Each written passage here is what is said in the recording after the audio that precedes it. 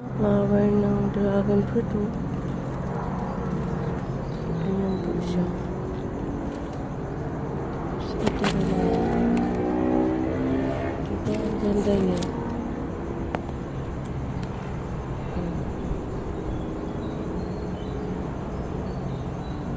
Ganyan kahaba siya.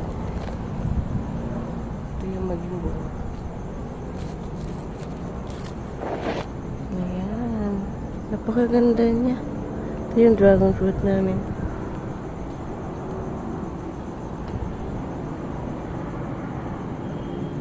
Ngayon ko lang siya nakita na nag-bloom yung flower.